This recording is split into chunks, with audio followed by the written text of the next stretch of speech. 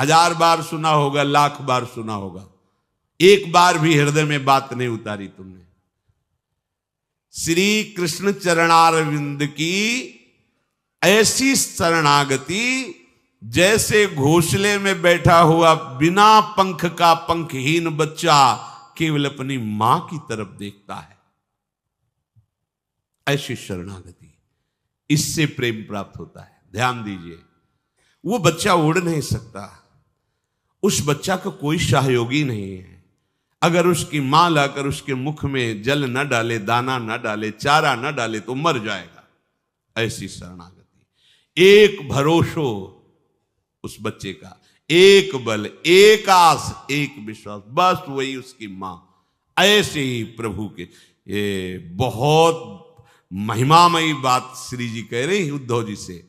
हमारे प्रीतम के प्रति जिसका ऐसा भाव है, ज्ञान उपदेश व्रत नियम संयम, इनका बल नहीं हृदय में, इनका बल है तो प्रेम नहीं। सब बल हारे को हरि नाम। अंतर हृदय से पक्षहीन पक्षी के बच्चे के समान एकमात्र भरोसा केवल प्रभु का नाम चिंतन करते हुए, प्रभु के बल से। यहां इतने इतने बलवान बुद्धिमान है शरणागत जन कि हमारी बुद्धि काम नहीं करती उनकी बातें सुन के, कि जिस बुद्धि से माया रूपी काई को हटाना, उसी बुद्धि से माया रूपी काई को अपने ऊपर ढक रहे हैं। ये बुद्धिमानी है। अरे बच्चे बनोगे तो गोद में बैठ के जाओगे, सयाने बनोगे तो कसौटी कस जाएगी, फिर तुम फेल हो जाओगे। ब्रह्मा भी कसौटी में पास नहीं हो सकते। जब हमारे ठाकुर अगर अपनी कसौटी लगाते हैं ना, तो ब्रह्मा शिव भी फेल हो जाते हैं। तुम क्या चीज हो, अपने लोग क्या चीज है। और बच्चा ही हजम कर पाएगा। भगवत रसिक जी कहते हैं, ये प्रेम रस सिंघनी का दूध है, ये स्वर्ण के पात्र में टिकेगा या बच्चा के पेट में, नहीं तो फाड़ के निकल जाएगा। है ललिता सखी उपासना है सिंहिन को छीर, है सिंहिन को छीर रहा है कुंदन के बासन, कै बच्चा के पेट और घट करे विनाशन। देख लो, और हो इसलिए तुम्हारा विनाश हो रहा है। प्रिया प्रीतम के प्रेम की बात नहीं, प्रिया प्रीतम के नाम की बात नहीं, प्रिया प्रीतम के लिए समर्पण नहीं। काई में फंस गया, काई में बटोर रहा है काई। ये त्रिगुणात्मिका माया ऐसी काई फेंकेगी, फिसल कर वहीं खड़े रहोगे। बच्चा बनो, बच्चा। बच्चा कैसा होता है? केवल मां के भरोसे होता है, केवल मां की अंगुली पकड़ के चलता है, मां के आंचल का। और उसको पता नहीं कि मां मेरी इतनी बलवान नहीं है, पर वो हर भय से बचने के लिए मां की हमारे को तो पता है कि मेरी मां कितनी बलवान है।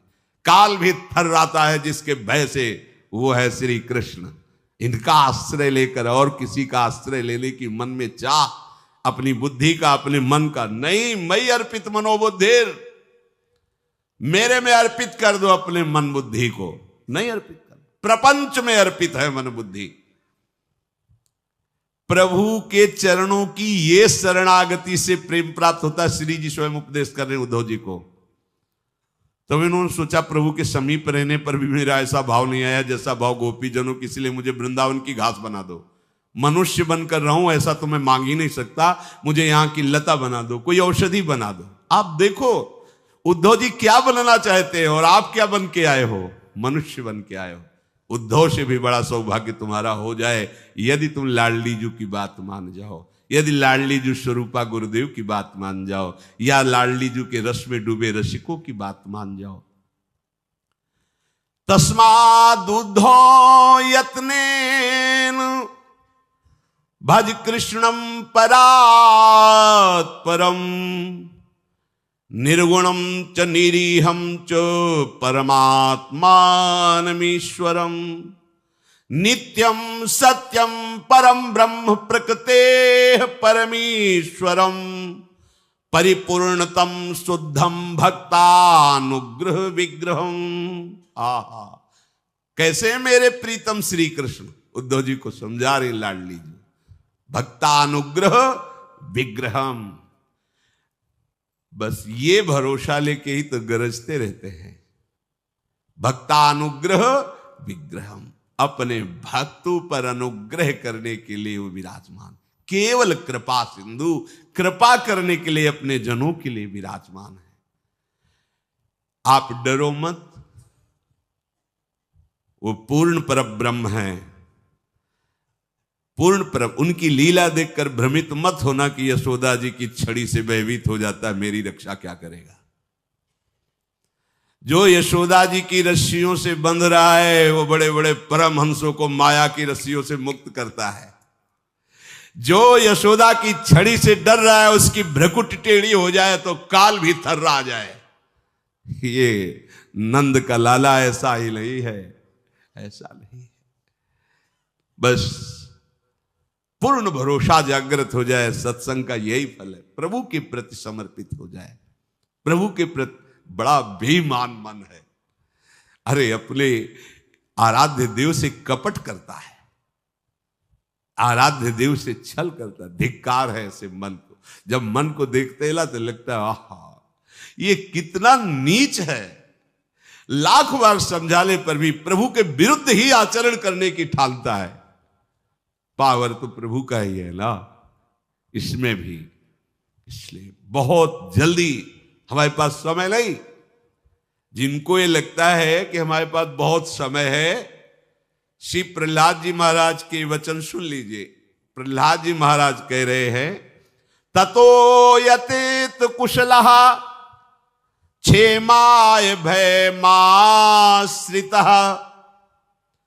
शरीरम पौरुषम यावन्न विपद्येत पुष्कलम पुंसो वर्ष शतम आयुष तदर्थम चाजितात्मनः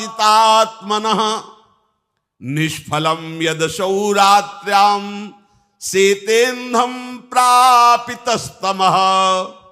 सावधान, प्रहलाद जी बोल रहे हैं, सावधान, तुम्हारे सिर पर मृत्यु बैठी, कहीं दूसरी जगह नहीं। बोले मृत्यु आएगी, आएगी नहीं, आ चुकी है। तुम्हारे साथ वो जलपान कर रही, तुम्हें पता नहीं। तुम्हारे साथ ही वो भोजन कर रही। तुम्हारा जो दिमाग है वही उसका अतिथि भवन है, वहीं बैठी है, वहीं ले जाएगी बैठ के, जा तुम्हारा विनाश करवाना है। समझ रहे हो? जैसी हो भवतव्यता तैसी बने सहाय, आप ना आवे ताहि पर ताहि तहा ले जाए। बुरी दशा आने के पहले बुद्धि बदली जाती है। वो तुम्हारी बुद्धि में ही बैठी है मृत्यु, अतिथि बन के, कहीं बाहर से नहीं आनी। ततो यतेत कुशला क्षेमाय भयमाश्रितः। यदि कुशल चाहते हो, भय से बचना चाहते हो, दुखों से बचना चाहते हो, तो आप आश्रित हो जाओ हमारे प्रभु श्री हरि के, बचा लेंगे। साहस और हिम्मत। मित्रों, कई बार हमारे जीवन में ऐसा समय आता है जब हम परेशानियों से गुजर रहे होते हैं। यही वो समय है जब एक इंसान की असली परीक्षा होती है। ज़्यादातर लोग अक्सर इस समय टूट जाते हैं और अपने धैर्य को खो देते हैं।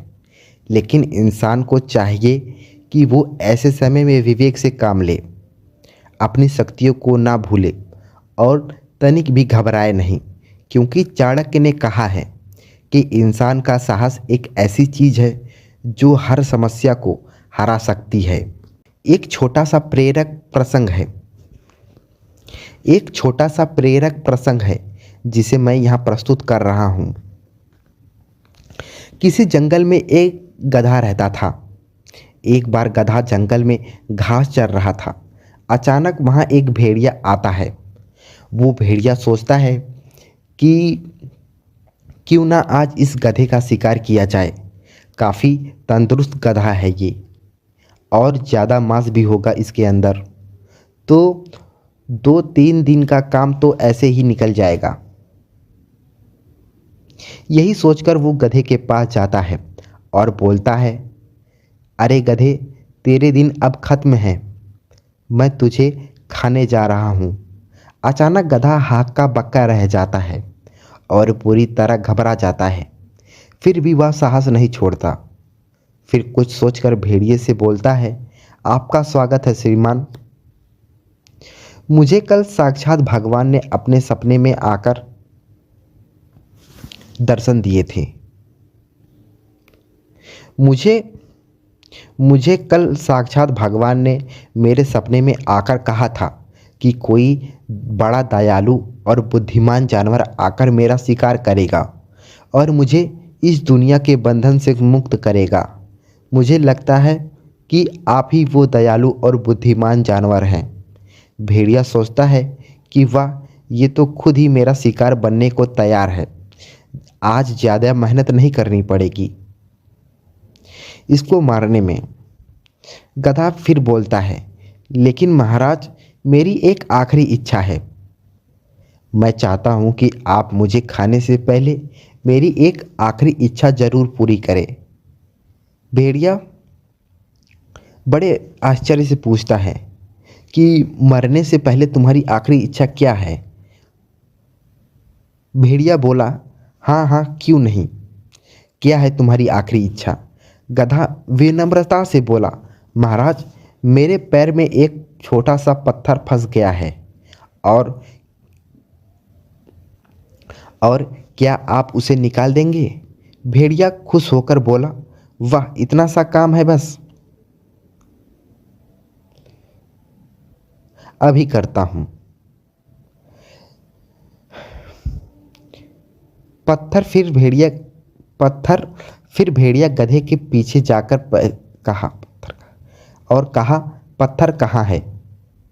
फिर भेड़िया गधे के पीछे जाकर जैसे ही उसके पैर के पास गया, गधे ने भेड़िए के चेहरे पे इतनी जोर से लात मारी कि भेड़िया बहुत दूर गिरा। फिर उसके बाद गधा पूरी ताकत के साथ वहां से भागा। भेड़िया देखता रह गया।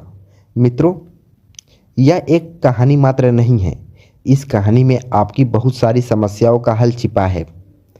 आप चाहे तो भेड़िया रूपी परेशानी के आगे हार मान सकते हैं या उस परेशानी को अपने साहस के दम पर हरा सकते हैं। हर इंसान के अंदर कुछ न कुछ विलक्षण जरूर होती है और परेशानियां तो जीवन का एक मुख्य हिस्सा है। कोई अमीर हो या गरीब, छोटा हो या बड़ा, परेशानियां तो सबको आती हैं और आपके अंदर वो क्षमता भी है जो समस्याओं को हरा सकती है। बस ज़रूरत है तो हिम्मत दिखाने की, साहस से काम लेने की। परेशानियां बड़ी नहीं होती हैं, बल्कि हमारे विचारों की समस्याओं को बड़ा या छोटा बनाते हैं। तो मित्रों, इस कहानी के माध्यम से यही शिक्षा मिलती है कि हर परेशानी का हल जरूर होता है। बस हिम्मत ना हारिए और विवेक से काम लीजिए। धन्यवाद।